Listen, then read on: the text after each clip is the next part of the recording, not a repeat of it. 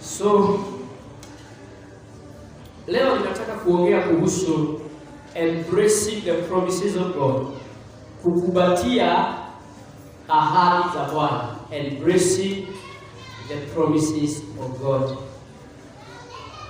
Wiki hii Bwana amekuwa akinena nasi kuhusu upendo, na nimesikia pia mwalimu wa asubuhi amerudia the same thing, na ninaamini ya kwamba ukikia jambo Bwana anarudia ni kwa sababu kuna maeneo Mungu anataka turekebishe. Na nitasema hivi kama vile niliwaambia Wednesday na Fridays wala nilikuwa ya kwamba the principles of God do not change. God is the same yesterday, today and forever. Amen. Now there is nothing we can do about the principles of God apart from aligning with them. Amen. Lazima tuambatane, tukae kulingana na mapenzi ya Mungu.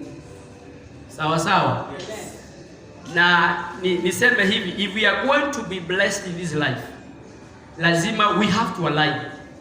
We have to do what God says, not what we want, not what we think is right, what God says. Bwana Yesu asifiwe. Na nitasema hivi wapendwa, love remains the greatest commandment. Upendo ndio amri Yesu alisema kubwa zaidi kuliko zote. Na niliwaambia hapa sijui Friday, maandiko inasema hata tukitoa miili yetu ichomwe kwa sababu ya vile tunaamini, pasipokuwa na upendo ndani ya roho zetu, we deceive ourselves. Amen. Tukitoa fungu za 10 na sadaka na dhabihu, pasipokuwa na upendo ndani ya roho zetu, we remain deceived. Kwa hivyo wapendwa, tukiongea na dini na tukutabiri pasipokuwa upendo, we remain deceived. Love is a principal thing and we have no option. We can't play politics about love. We can't bargain. We can't have particular people to love. We have to love everybody. The reason why mnaona kanisa limekaa halina nguvu ya Mungu, hili kanisa la kisasa, ni kwa sababu tumepungua katika maeneo ya upendo. Jesus told the Pharisees, you must love God with the whole of your heart. Meaning kwa moyo yako ikitafutwa, hakuna kitu kingine kitapatikana isipokuwa kumpenda Mungu. Bwana Yesu asifiwe. Nothing will be found that is beside or beyond or behind apart from God in your heart. If you can't love God with the whole of your heart, wapendwa, ongea na dini vile unataka, lakini hakuna mahali unaenda. Hallelujah. Na sio kupenda wale wanapendeka, kwa sababu watu wako na mazoea ya kupenda wale wananunuliaga wao chai. The Bible does not we love those who buy us tea. Maandiko haisemi tuwapende wale ambao hutuombea. Na maandiko haijasema tupende wale ambao ni ndugu zetu. Maandiko inasema tupende hata maadui. The second commandment Jesus told them, you shall love your neighbor as you love yourself. So the first is loving God. The second is loving your neighbor. Bwana Yesu asifiwe. Na maandiko inasema Yesu akawaambia, the world shall know that you are my true disciple when you shall love one another. Not when you give tithe. Sio wakati umetoa fungu ya 10 wapendwa, bada. Na sio wakati umeiba praises hapa, When you love God first with the whole of your heart, and number 2, when you love your neighbor. Bwana Yesu asifiwe. Na ninafanya kurudia mambo haya kwa sababu this has been the message ya wiki hii kwa hili kanisa. Wapendwa, tupendaneni. God is love. Mmesikia malaika akiuliza what is love? God is love. Love is God. Bwana Yesu asifiwe. Uliza jirani yako ako na maadui wangapi? Bwana Yesu asifiwe. Muulize ako na maadui wangapi? The reason why mnaona hata watu kujitolea katika kazi ya Bwana ni kwa sababu hawajapenda Mungu kufule. Wanapenda vitu zingine. Wanapenda Mungu kwa sababu ya mikate yake, kwa sababu ya baraka zake. lakini kama hazitoki hawampendi. Ndio maana unaona watu wanakuja ibada ni kama hawataki, wamesukumwa. Amen. Ni sheria. Uliza jirani yako, kwa nini unakuja kanisa ni kama umesukumwa? Muulize. Au ni kama umepotea njia? Haleluya. Bwana Yesu asifiwe. Leo siongei kuhusu upendo. I want to talk about embracing the promises of God. So, lakini wapendwa, please, ninawasihi kwa jina la Yesu. If you want to go to heaven, if you are sure you want to make it to heaven, make sure you love without boundaries. You love without boundaries. Unapenda bila mipaka. Bwana Yesu asifiwe. Na wale ambao ni watumishi wa Bwana hapa, unataka kuwa mchungaji kesho, hiyo kamoyo yako itabidi upanue. Abia jirani yako, panua hiyo kamoyo. Ni kadogo sana hiyo kamoyo. Vile ninakaona ni kadogo sana. Kametoshia tu mke na watoto na wazazi na ndugu zako. Wengine wakijaribu kuwekwa hapa wanaruka juu kwa sababu hakuna space. Unataka kuwa mchungaji, sahau. Takuwa na kanisa ya watu wawili. Wacha nitafute message. Nimeiweka hapa kwa laptop.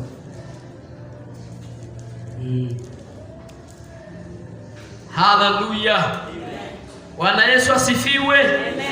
Nataka kusikia amen. Hallelujah. Amen. Nataka tutoe baridi kidogo. Hallelujah. Amen. Hiyo ni ya watu wanakaa bado wako na baridi. Hallelujah. Amen. Hey. Imetoka kweli baridi. Hallelujah. Amen. Kuna pepo zingine zinafukuza kwa na hii. Inaondoka kwa jina la Yesu. Tutasoma vitabu kadhaa, mojawapo kikiwa ni kitabu cha Joshua chapter 1 and verse 1. But before probably we read Joshua, that is our main text. Ningetaka tusome kitabu cha Deuteronomy chapter 28 verse 2 to 6. Deuteronomy chapter 28 verse 2 to 6. And all the blessings shall come on thee and overtake thee, if thou shalt hearken unto the voice of the Lord thy God. Maandiko inasema hivi kuanzia hiyo verse 2, ya kwamba baraka zote, na ukiangalia vile maandiko imesema in plural, not in singular. Plural ni kumaanisha wingi. And all the blessings, not blessing, sio moja, blessings. Baraka zote. Kwa hivyo kuna baraka mingi, baraka ni aina mingi. Baraka zote zitakujia na zikupite. Kuna mtu ananisikia? Utapitwa na baraka. Baraka itakupita mbio. In short, baraka itakuwa na mbio kuliko wewe. Lakini maandiko hivi inasema hivi, if thou shalt hearken, wakati utasikia sauti ya Mungu wako na uitii. Verse 3, blessed shall thou be in the city. Utabarikiwa mijini. Wala mnasema lazima uende usharu ukabarikiwe huko, hiyo ni yako. Na nilisema hili siku nyingine, wacha kwenda kujisugua kufanya investment nyumbani kama umeshindwa hapa. The same spirit ambayo imekuangusha hapa itakuangusha nyumbani.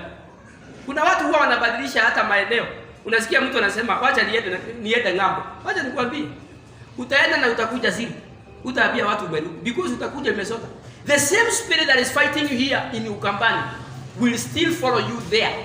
So you better fight it here and defeat it here, because if you defeat it here, there is high probability utaishinda huko. Bwana Yesu asifiwe. Mungu wa Biblia ni Mungu wa baraka za mashambani na mijini. Wacha nirudie. Baraka za Mungu wa Biblia ni baraka za mashambani na mijini. Maandiko inasema hivyo verse 3. Utabarikiwa mijini. And blessed shall thou be in the field. Utabarikiwa mashambani. Bwana Yesu asifiwe. Verse 4.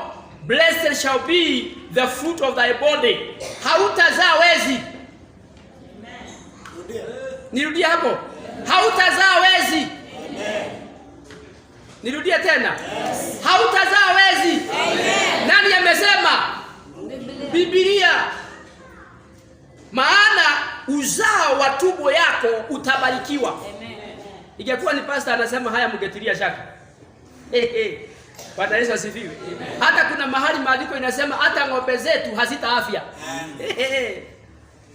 Blessed shall thy be the fruit of thy body and the fruit of thy growth, the ground.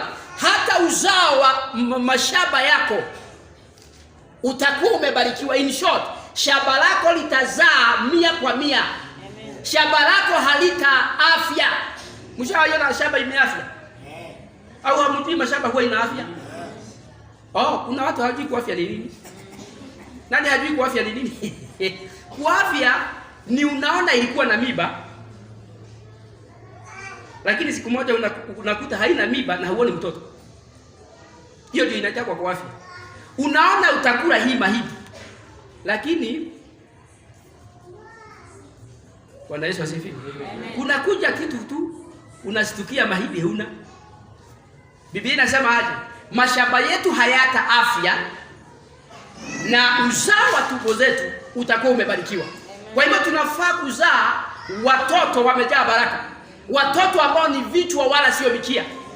Lakini kwa nini wapendwa mambo haya hayatendeki? Why is the church so much down, so much defeated? Why are people not enjoying this blessing? Why are we not embracing these promises? Something is amiss. Hallelujah. Bwana Yesu asifiwe. Part B. And the fruit of thy cattle, in fact, ni hapo. Kwa hivyo hata ng'ombe wako anafaa kuzaa vizuri. Na hasa mapacha. Kwa hivyo ukiona ng'ombe wako anataka kuafya, kwanza hata kabla hujaita daktari, unanyosha mkono namna hii. Kwa jina la Yesu, wewe nyameni, unajua nyameni ni nini? Watu kulikuwa na ng'ombe inaitwa hivyo. Wewe nyameni na kuambia maandiko inasema hutaafya. Kwa jina na itasikia kwa sababu ni maandiko. Si umeisomea maandiko? Bwana Yesu asifiwe.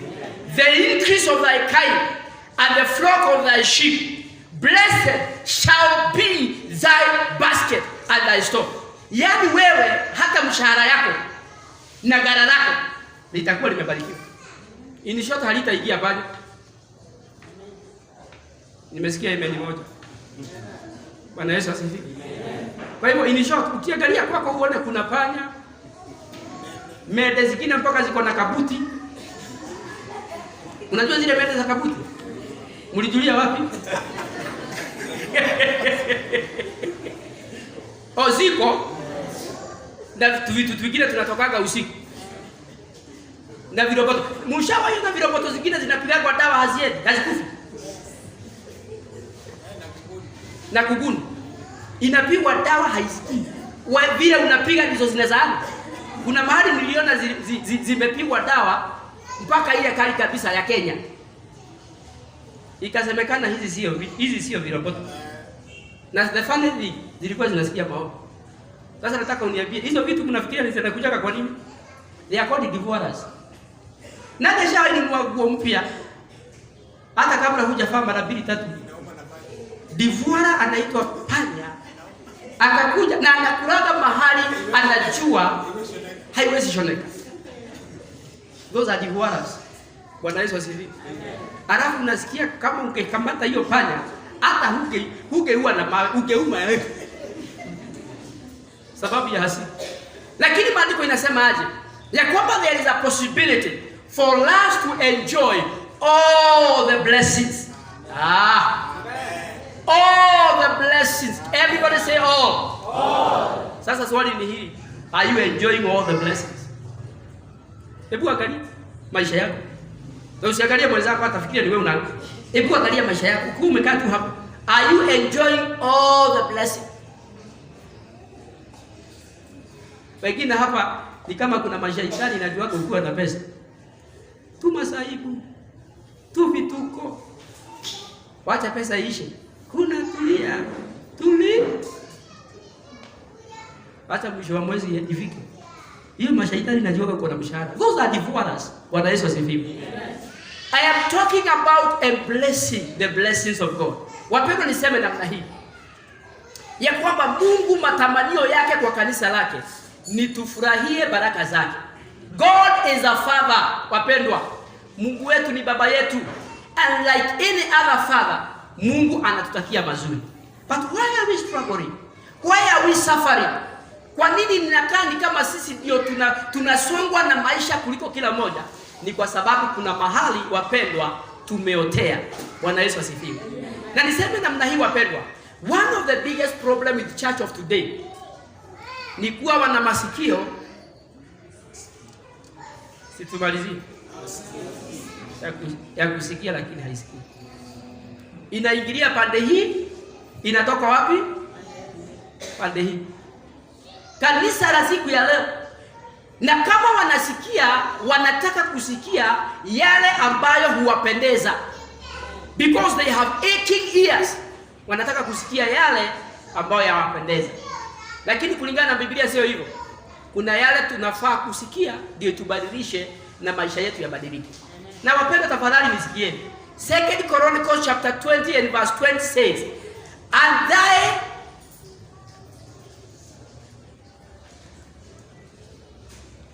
who can read for me there? Is this 2 Chronicles?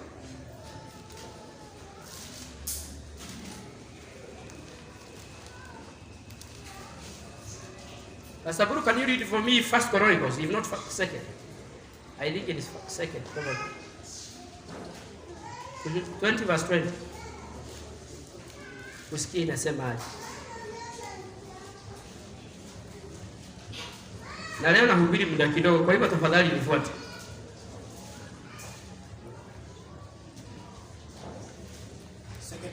Ni 2nd. Read for me, Pastor. Inasema hivi. 2nd, eh? And they rose early in the morning and went forth in the wilderness of Tekoa.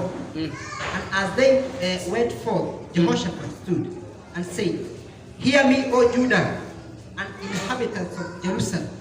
Believe in the Lord your God. Believe in the Lord your God. So shall ye be established. So shall thy be established. Believe his prophets. Believe his prophets. So shall ye prosper. So shall thy prosper. Wapendwa, nisikieni. Nimewaambia nikianzia ya kwamba kanuni za Bwana hazibadiliki. God has laid down the principles that will govern our success. Hapo tumeambiwa ya kwamba nabii akaambia watu wake ya kwamba sikizeni Mungu wenu, sikizeni sheria zake na mzitii, mtastawika. You shall be established. Are we together? Amen. Believe the prophet and you shall prosper. Wapendwa, prosperity comes as a result of hearing your prophet and obeying the word of a prophet. Lakini siku hizi, watu wa siku hizi wanataka kusikia mambo yale wanataka kusikia, sio yale Mungu ametumana. Na ndio maana watu tumejaa makanisani lakini tumeshindwa. Tumejaa makanisani, wapendwa, but it is not working for us. Unaweka biashara, inaisha. Unaweka kazi, inaisha. Until the sinners, they don't see the need of our God. But that is not the desire of God. Bwana Yesu asifiwe. Wapendwa, we have God of the Bible. We have God of Abraham, Isaac and Jacob. Tunafaa kustawika kama tunamwamini Mungu. Tunafaa kustawika to an extent. Wenye dhambi wanafaa kuja kutuuliza, mnafanyanga nini? Amen. Lakini sisi ndio tunaenda kuwauliza mnafanyanga nini? Na tukiwauliza tunapelekwa kwa waganga ambao siku hizi wanajiita waombezi. Wanaitwa watumishi. Ndio, angalia jirani yako vile anakunywa hii maneno. Ukiona kama anaharibu sura, ujue kuna mahali inaingia. Anaharibu sura. Bwana Yesu asifiwe. Believe, amini Mungu wako atakustawisha. Amini manabii na utafanikiwa. So where is your prosperity? It is held in the person of your prophet. Bwana Yesu asifiwe. It is held in the person of your prophet. Kuna maneno ya nabii, ya mtumishi wa Bwana, mchungaji wako anafaa kunena kwa maisha yako Ndiposa maisha yako yakaanza kustawika, yakaanza kuwa na success. But why is church struggling? They have rejected the wisdom of God. They are looking for their own ways. Wanaweka bidii ambayo haizai. Unaamka saa 9, unalala saa 5 ya usiku. Lakini ukiangalia maisha yako haina progress. Something is amiss. Bwana Yesu asifiwe. Amen. Ongeza kidogo tafadhali. Si lazima hivyo. Naelewa kutumia mic. Unajua nianza kutumia mic lini?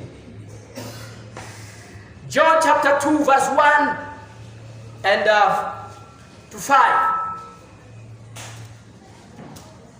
Bwana Yesu asifiwe. Amen. And that day there was a marriage in Cana of Galilee, and the mother of Jesus was there, and both Jesus was called and his disciples to the marriage. And when they wanted wine, the mother of Jesus said unto him, They have no wine. Jesus said unto her, Woman, what have I to do with thee? Bwana Yesu asifiwe.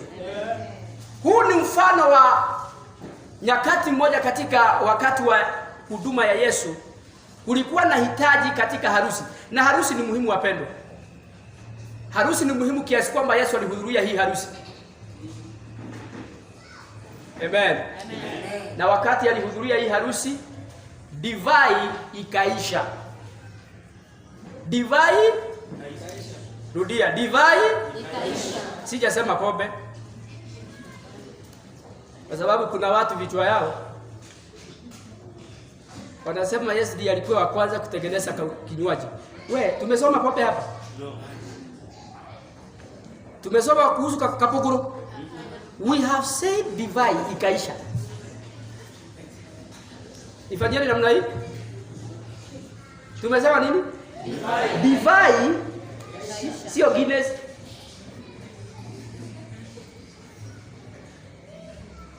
Yesu ndiye alikuwa wa kwanza kutengeneza. Baada ya divai kuisha, maandiko inasema nini? Maandiko inasema hivi ya kwamba Yesu, mama ya Yesu alikuwa anajua uwezo ulie katika mwanae. He knew who Jesus was, though she was the mother. Bwana Yesu asifiwe. Amen. Na watu walipomwendea wakamwambia, Bwana, divai yetu imekwisha na hatujui tutafanya namna gani. Nasema hivi ya kwamba divai au vyakula na vinywaji katika harusi yoyote ile ni muhimu sana. Chakula sio harusi, kikosekana vitu kadhaa. One of them ni bibi harusi na bwana harusi.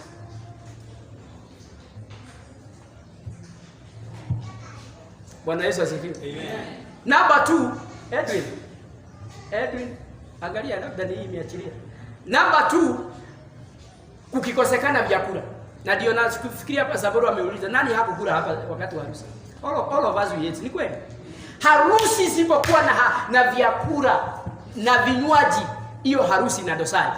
Na kwa hivyo wakati harusi hii iliisha au divai iliisha, it was a big concern for the mother of Jesus. Akamwendea akamuuliza, Bwana, tafadhali wanasema divai imeisha, unaweza kuwasaidia?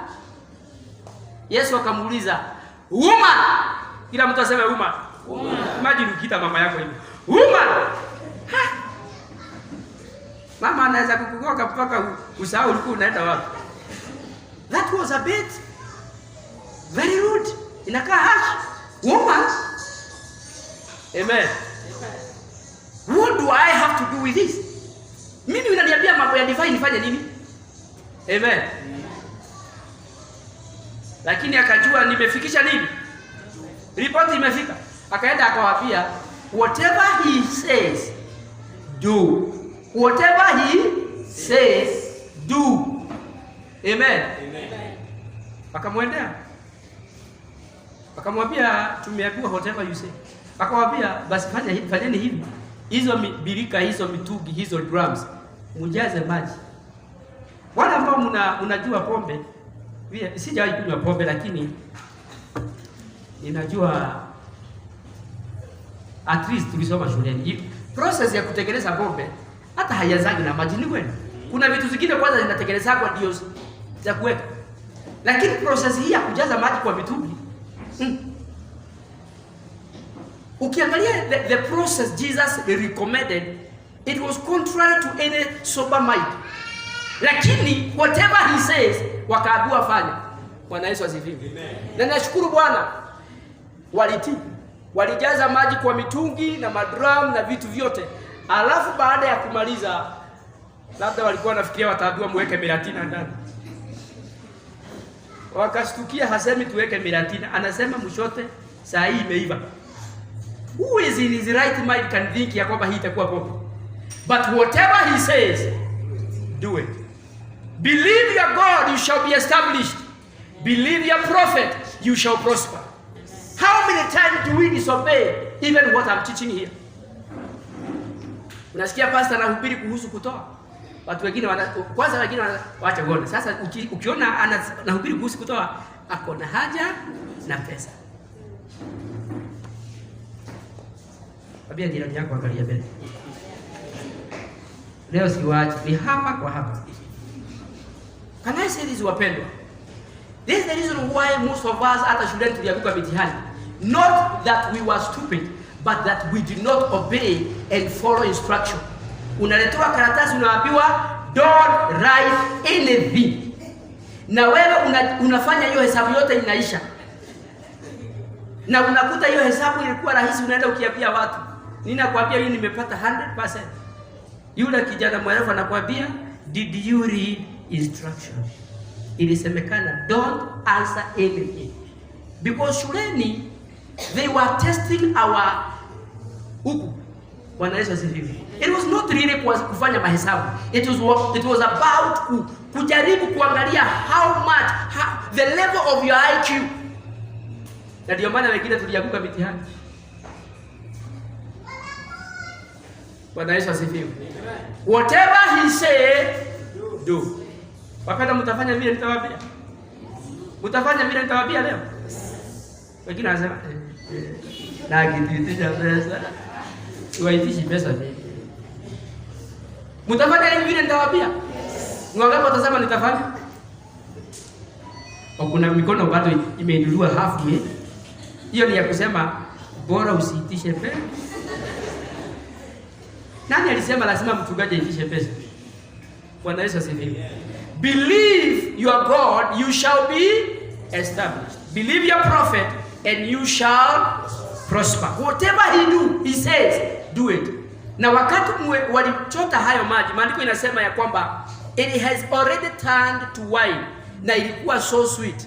To an extent walipopelekea mwenye harusi, mwenye alikuwa amesimamia kalamu, wakaulizana, jameni, mbona mnaleta hii wakati huu? Watu huwa wanaleta ile baya mwishowe. Maana walileta ile mzuri wakati watu wameshiba. Ushawahi shiba kwa kuta hata nyama sio tamu? Nani ashawahi kuwa na njaa mpaka getheri unasikia ni kama nyama? Vile unaendelea kushiba ndio ladha inapotea. Vile unashiba ladha inapotea. Lakini ukianzia any food is sweet. Bwana Yesu asifiwe. Wapendwa, nataka kusema hivi na mlisikie. Maisha haya kama tunaenda kufaidika, if we are going to embrace the promises of God, lazima tukubali kusikia sauti ya Mungu na tuitii na tutii maagizo ya nabii. Bwana Yesu asifiwe. Amen. Unanisikia wapendwa? Ninawasihi kwa jina la Yesu. God will not break his law to favor you. Ni wewe uta-adjust, ukae kulingana na vile Mungu anataka. Huo ndio wakati maisha yako yataanza kuwa na ladha. Huo ndio wakati maisha yako yataanza kuwa na shape na mwelekeo. Lakini so long as unajitafutia, you think you are sharp and wise than God, you will suffer in this life. Najua mahubiri kama haya, pastor unasema tutasuffer, but surely what do you want me to tell you? Wacha niwaambie ukweli. Ukweli tuweke huru wapendwa. There are many promises in the Bible. Kuna ahadi za afya, kuna ahadi za pesa, kuna ahadi za mahusiano, kuna ahadi zimejaa kwa Biblia. Na ahadi hizi zote wapendwa nataka mshike. The Bible is a general book written for all people. Na yeyote ambaye atatimiza kile kinahitajika kwa Biblia, he enjoy the promises in the Bible. Na ndio maana mnaona wakati Esau ambaye alikuwa anafaa kuridhishwa urithi wa kwanza au kupata baraka za mrithi wa kwanza, when he was late to do what was required of him by his father, who enjoyed the blessing and the promise? Jacob. Baraka haikukataa iseme ai, na tunasikia hii harusi ni ya Esau, ni ya Jacob. Hapana. Wakati alileta nyama na akafanya kile baba yake alikuwa alitisha, baraka zilienda kwa nani? Zilienda kwa Jacob. Bwana Yesu asifiwe. Na ninataka kusema hivi kwa hii kanisa, na hii ninasema kwa neno la Bwana. Kuna watu Mungu atawainua sio kwa sababu they were the best, but because they obey what God says. Nirudie hiyo. Yes. Nirudie. Yes. Nasema kwa neno la Bwana. Kuna watu Mungu atawainua sio kwa sababu they were the best, lakini ni kwa sababu wametii maneno ya nabii. Amen. Wale walikuwa wanaonekana wakiwa wa kwanza, wasipotii kile Bwana anasema, watajikuta wakiwa nyuma. Sio kwa sababu Mungu anawachukia, lakini ni kwa sababu wamekosa kutii maneno yale Mungu amesema. Ambia jirani yako, tafadhali tii.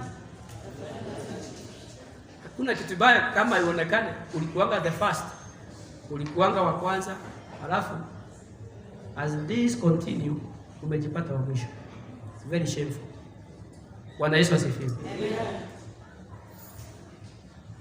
So harusi ikawa ya kufana, maana walitii neno ya Yesu.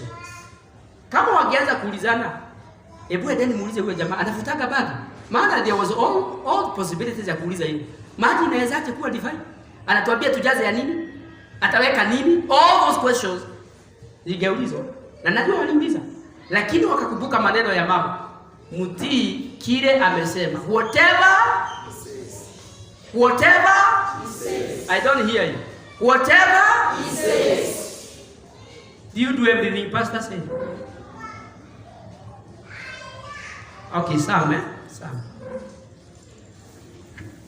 Bwana Yesu asifiwe.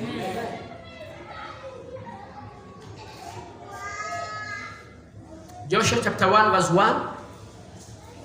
Now after the death of Moses the servant of the Lord, it came to pass that the Lord spoke unto Joshua the son of Nun, Moses' minister, saying, Moses my servant is dead. Now therefore arise, go over this Jordan, thou and all the people, unto the land which I do give to them, even to children of Israel.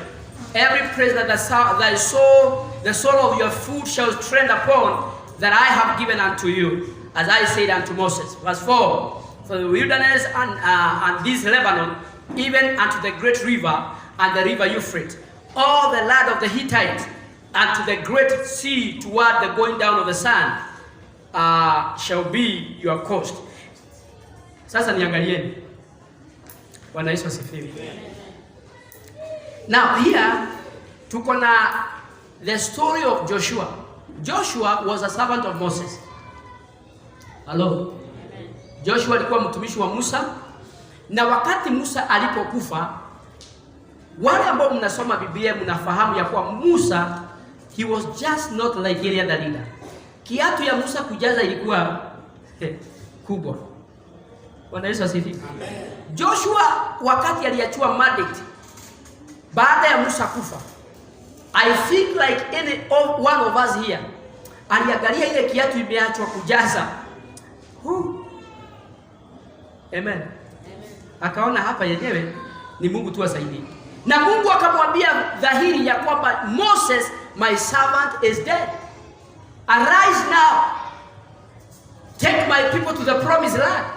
Nilikuwa nimewaahidi na hawajafika. Moses is dead, but you have to make sure wamefika. Na nilipokuwa nasoma maandiko haya, nikaangalia moyo wa Joshua, nikaona yenyewe hata kama ni mimi ningeikiwa na wasiwasi. Hao watu miaka yao yote zaidi ya miaka almost 40 years walikuwa wamezoea Moses. They had witnessed all the miracles, wonder signs that Moses performed in the wilderness. To them Moses was almost like a god. Bwana Yesu asifiwe. And now he is dead. Na mahali wako, maandiko inasema hawajavuka Jordani. Wale hamjui Jordani ilikuwa mto. And it was a big river. Siku moja niliona mtoto wangu, hata saa hii huwa anafanya hivi, na mimi huelewa tu. Akiwa mdogo maisani, kuna wakati alikuwa anakuja anafaa viatu zangu na anajaribu kutembea, and you know what will happen. Anatembea hatua 2-3 anaanguka, lakini anasikia vizuri kwa sababu amefaa viatu ya baba. Bwana Yesu asifiwe. Waleo siku hizi nimeona maisani amekuwa mrefu sana. Aliambia mama yake juzi amekuwa mrefu kuliko yeye. Na anasimama hapa na anaambia mama simama vizuri. Bwana Yesu asifiwe. Anashukuru Bwana. The boy is growing. Na atakuwa mrefu kuliko mimi. And I'm very happy because mahali sikufika atafika. Najua mimi nilikuwa na one of the problem nilikuwa nao, sikuwa mrefu. So nilikuwa najichukia kwa sababu ya height. And I have prayed many times nilikuwa when I was growing up. Nikiambia Mungu nakuomba uniongeze kidogo. So when I see my son growing like that, nasema yes, endelea kabisa. At least mahali sikufika ufiki. Bwana Yesu asifiwe. Kwetu mimi ndiye first born na mimi ndiye shortest. Hata my sisters wanakujaga wanajilinganisha na mimi. Nifanya hivi. Lakini saa hii nijikubali. Bwana Yesu asifiwe. So my son hata anakujaga anaweka mkono yake hivi, anawekelea juu ya aone imebakisha tugapi. Hata saa hii hakuna 13 years. Anawekelea, ananiambia unaona dada? Saa hii nikikula tu kiasi tu itatosha na. Sivyo anafikiria kukua inakuwa mtu anakuaga aje. Lakini mwambie maisani lakini usome. Bwana Yesu asifiwe. Najua mama yake aliniambia mama yake, ungejitoshanisha na yeye ulikuwa unapigwa kama kitu hiki. Unapewa kuja hapa. Unajilinganisha ndio siku moja unipige kuja hapa.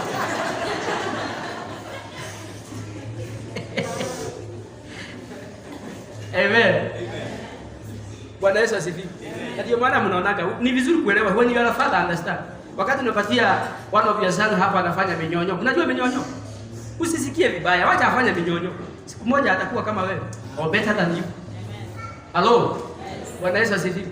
So usisikie vibaya nikiona maisha anatoshanisha mkono. Najua afanye hivyo anipige. Siku moja najua anafanya hivyo because he is excited about growth. Amen. Moses is dead.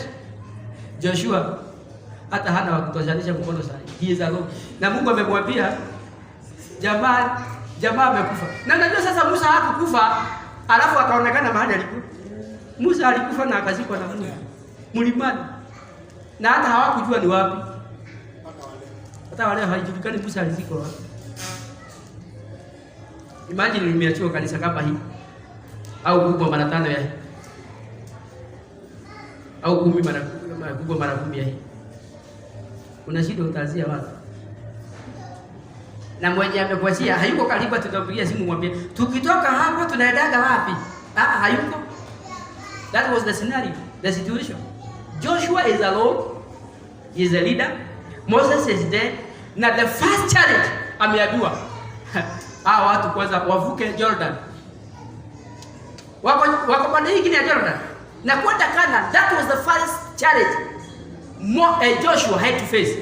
You have to make sure umevuka na hawa watu wote Jordan. Na Jordan haiko ile unarukaka na mti. Ni mto. Na wakati huo Biblia inasema walipokuwa na ilikuwa imevulika, ni wakati wa ilikuwa mavuno, ni wakati wa mavuno. Hapa ni unaita Musa. Gaiwa Musa. Mungu wa Musa uko wapi? Haonekani. Na Mungu amekwambia you have to take these people there. I want to say this wapendwa. Na munisikie. This life.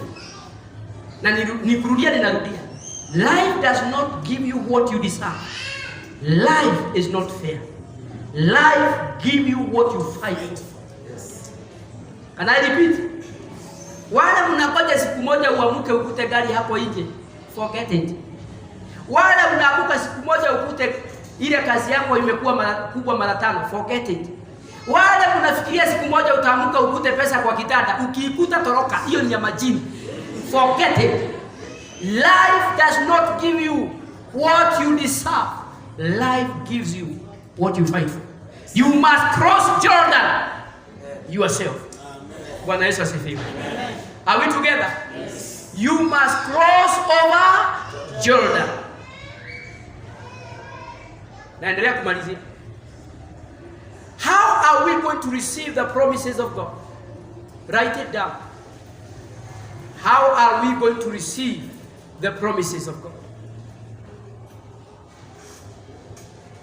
Nimesema Biblia imejaa ahadi.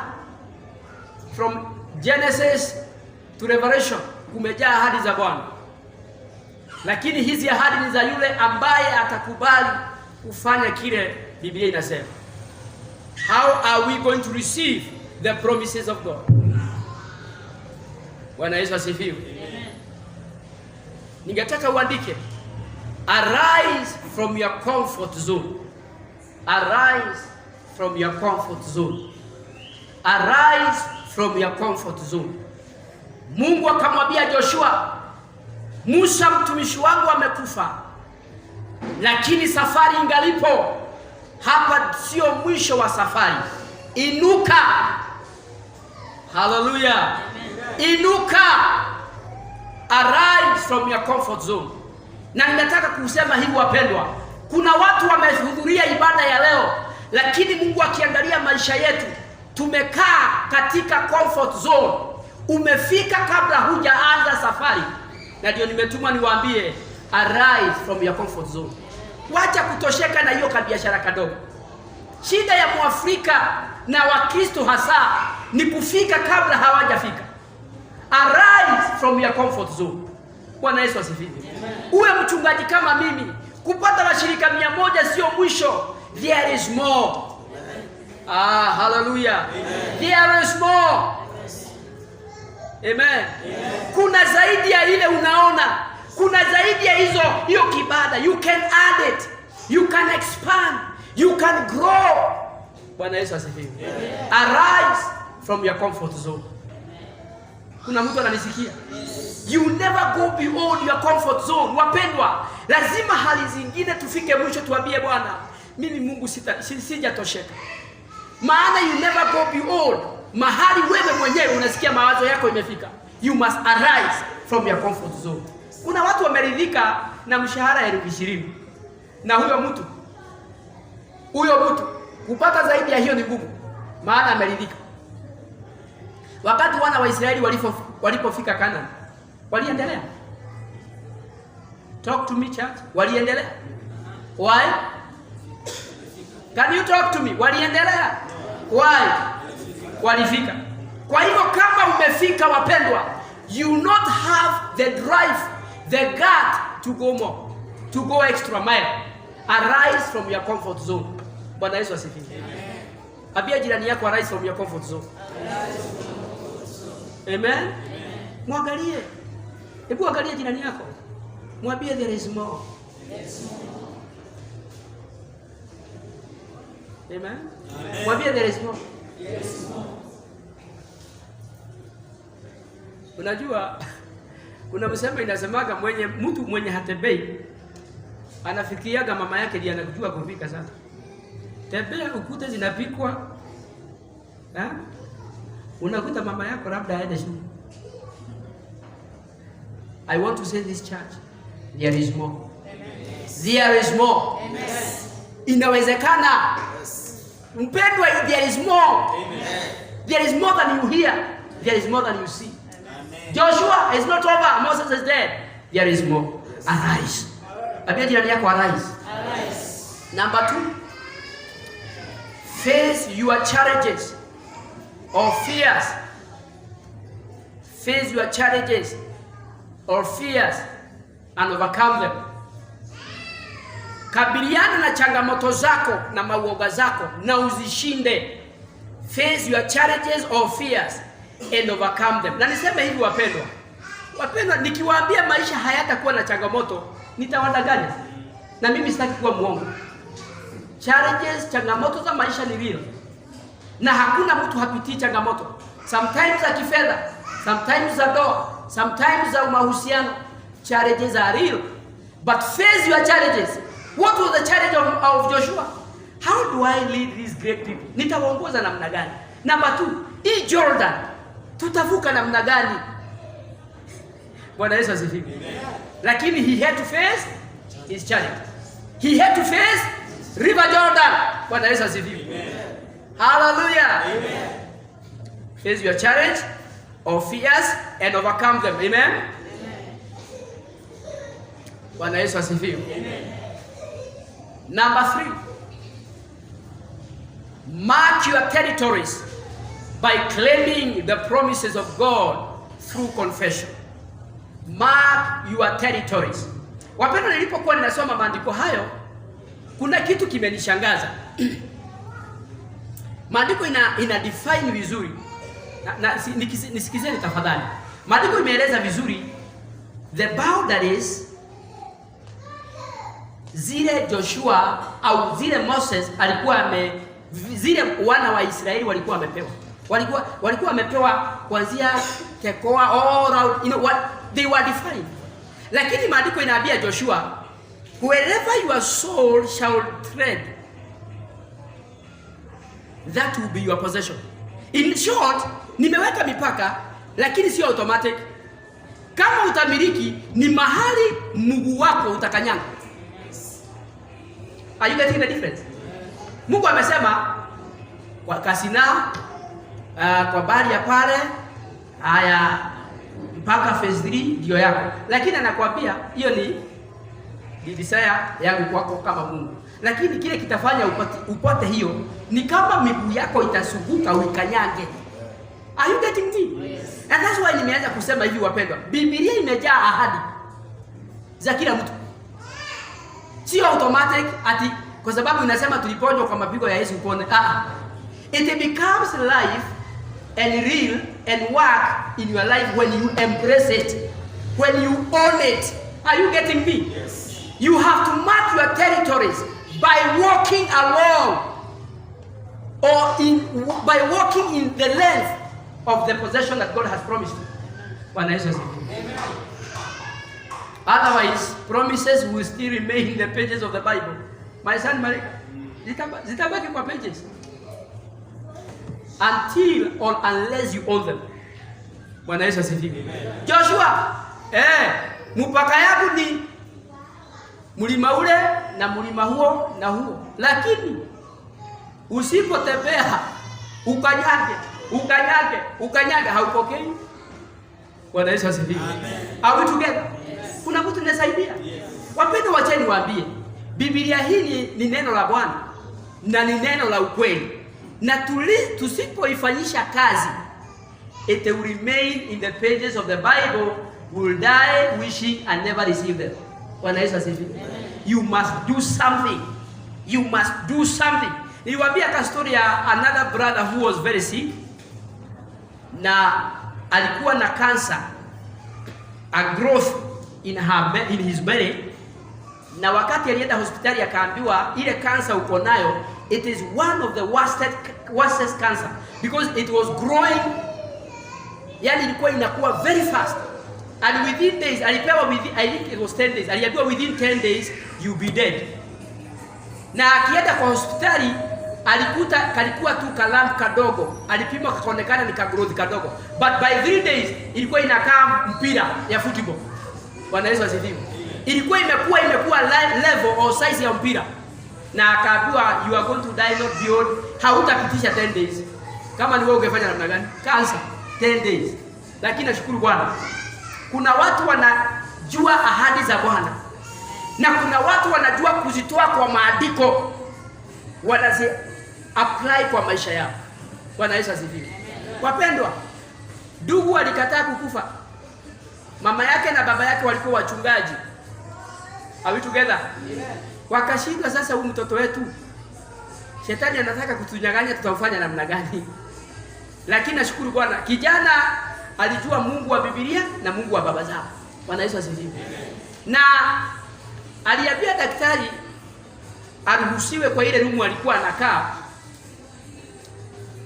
Maana Mungu alimtokezea usiku akamwambia, challenge me by my word, you see whether I will not bear result. Akauliza Mungu, ni kuchallenge namna gani? Akamwambia, challenge me by my word. So akaelewa kile Mungu alikuwa anamaanisha. So aliandika maandiko yote, alichukua all the scriptures that talks about healing, akaziweka, alijaza kwa hiyo room ya ward. And every morning, saa 7 na jioni, akawa ana confess what was written. By the stripes of Jesus, all those scriptures that talks about healing, he said his word and his word healed. He confessed for number of days. By 10th day, wakati alikuja kuangaliwa, alipatikana hiyo kitu na ilikuwa imejaa kama kwa tupo kama mpira. Yenyewe ili melt na ikadisappear. Kwa pendo niseme namna, there is God in heaven. Amen. But we must embrace this word. Not by just reading, by doing what it says. Bwana Yesu asifiwe. Hebu sikiza. Are we together? Yes. Na kuanzia huo wakati Mungu akamwambia, nimekuponya kwa sababu ningetaka usubuke dunia yote, ukishuhudia ukuu wangu na ukiambia watu inawezekana Mungu akutoe kwa mauti uishi tena. Lakini lazima mkubatie neno la Bwana. Bwana Yesu asifiwe. Watu wanajua kusoma novel kuliko Biblia. Mtu anapewa novel ya 300 pages, anaisoma within 4 days. Na ukimuuliza kama ashawahi soma Biblia akamaliza, anakuambia alisoma page 3 akarara na akaachana nayo.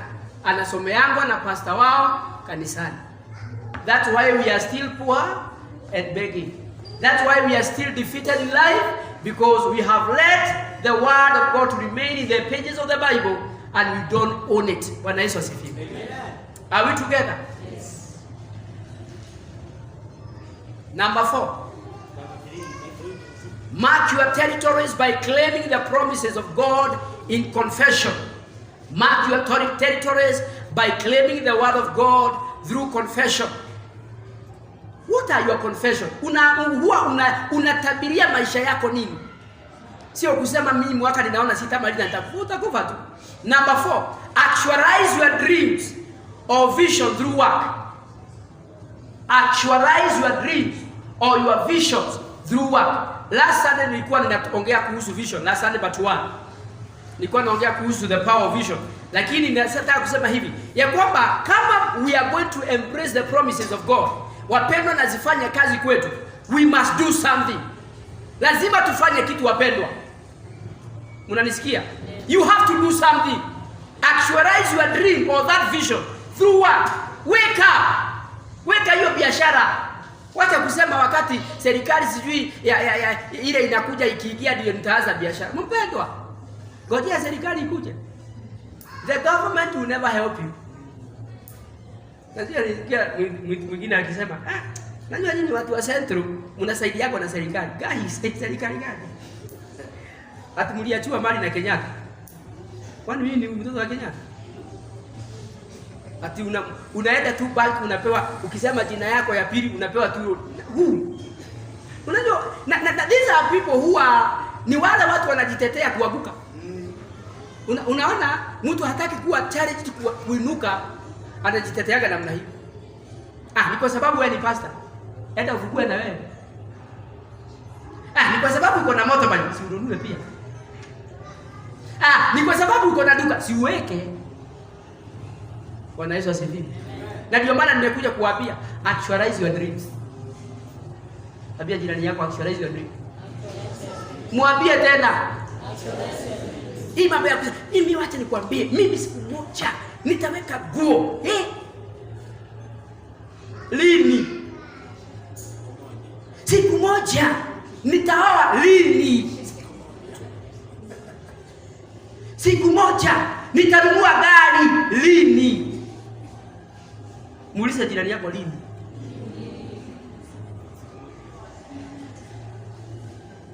Watu wa kutoshaka wakikula ugali, nimeshiba.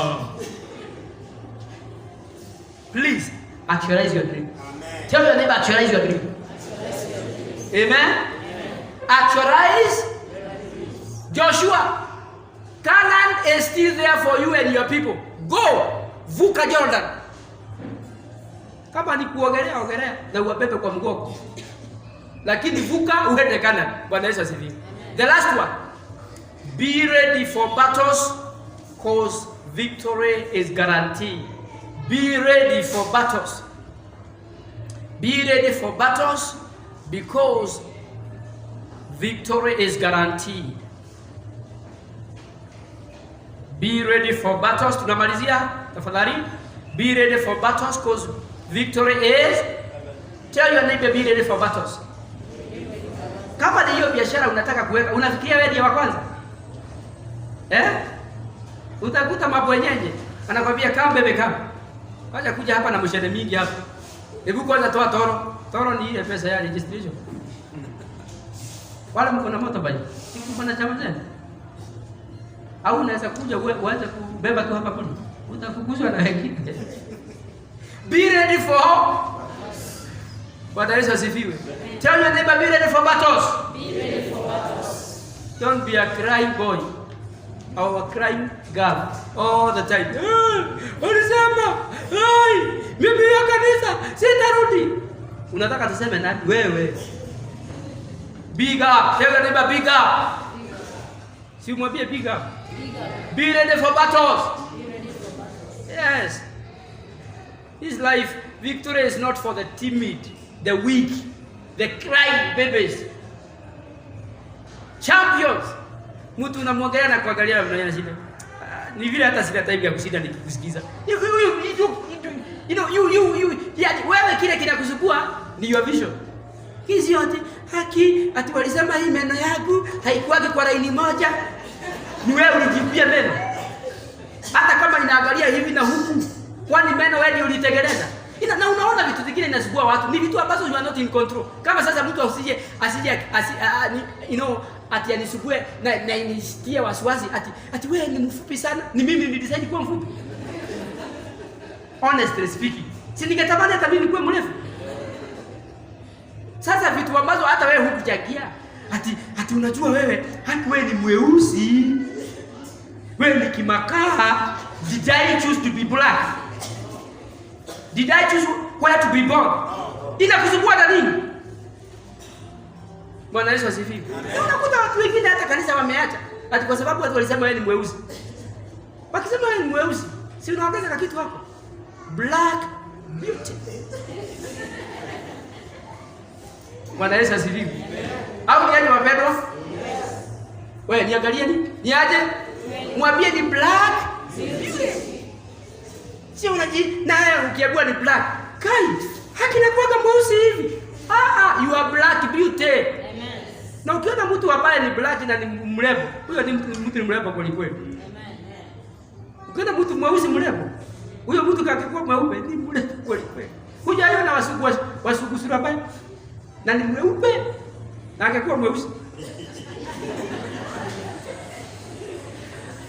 Bwana Yesu asifiwe. Ambia jirani yako, be positive in life. Be positive in life. Are we together? Yes. Things ambazo wewe mwenyewe hukuchangia, leave them. Hallelujah. Amen. Be positive. Be strong. Be ready for battle because victory is guaranteed. The last one. Uphold, meditate, and obey the word of God. Uphold, meditate, and obey the word of God. Uphold, kuuphold ni kufanya nini? Inua neno la Bwana juu. Tafakari hilo neno. Wengine zile vitu huwa tunatafakari hapa, most of us tukifunguliwa akili unaweza toroka. Zile vitu zitatoka ndani. Zile tabia zinafanyika hapa. But the Bible says uphold, meditate and obey the word of God. Bwana Yesu asifiwe. Hallelujah. Amen. Uphold, meditate upon the word of God. If you do those things, you can have your own car, you can have your own house, you can have your own business. But so long as you are crying baby boy, crying baby girl, looking for sympathies and pity from people. You never get it. Bwana Yesu asifiwe. Hallelujah. Tabiria hiyo sura yako. You are wonderful and fearful man. Wewe utaendesha gari. Amen. Hebu jitabiria kidogo nisikie kama utajitabiria. You are fearfully and wonderfully. Nimesikia mmoja jana jitabiria. Jitabirie. Zima hii. Bwana Yesu asifiwe. Nataka kusikia mtu ajitabiria. You are fearfully and wonderfully made. Hebu angalia. Jiangalie.